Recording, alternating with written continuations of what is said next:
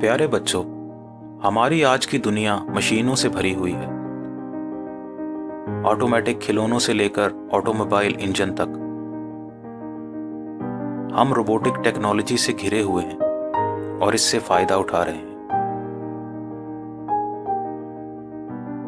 जब ये सब कुछ नहीं था तो दुनिया में एक इंजीनियरिंग जीनियस था जिसने ये सोचा कि ऐसी मशीनें बनाई जाएं जो खुदकार तरीके से काम करें ताकि इंसानी ताकत और वक्त को बचाया जा सके।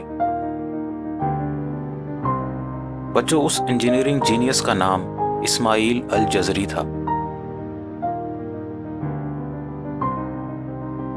उसे बचपन से ही मशीनों से दिलचस्पी थी। अल जज़री ने पहली बार एक ऐसी मशीन बनाई जो चरखियों और पुलियों की मदद से खुदकार तरीके से काम करती थी। इसी तरीके की बुनियाद पर बाद में बाइसिकल इजाद हुई। बच्चों, अल जज़री ने पहली बार कुएं से पानी निकालने के लिए एक खुदकार मशीन बनाई। उस मशीन के साथ किसी ताकतवर जानवर को बांध दिया जाता जिसके चलने से कुएं से पानी निकलता रहता था। फिर लोगों को महसूस करने के लिए उसी कुएं के पानी को इस्तेमाल करके अल जज़री ने एक रोबोटिक म्यूजिकल बैंड बनाया जिसमें उसने नकली इंसान यानी डमी लोगों का एक ग्रुप तरतीब दिया। जब टैंक में कुएं का पानी जमा हो जाता तो उसके दबाव से वो खुदकार म्यूजिकल बैंड चलना शुरू कर देता और लोग म्यूजिक से लुत्फ अंदोज होते थे।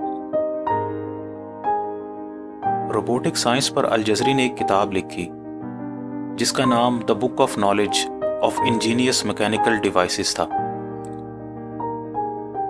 इस किताब में अल जज़री ने बताया कि रोबोटिक मशीनें कैसे बनाई जा सकती हैं और वो कैसे काम करती हैं। इसी वजह से अल जज़री को फादर ऑफ रोबोटिक्स कहा जाता है।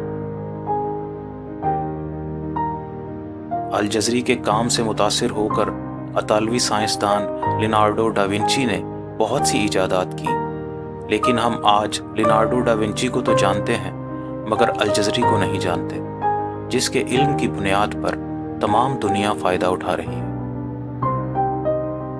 बच्चों, ऑटोमोबाइल इंजन से लेकर ऑटोमेटिक टेक्नोलॉजी तक रोबोटिक्स साइंस में जितनी भी तरक्की की गई है वो सब अल जज़री की वजह से है।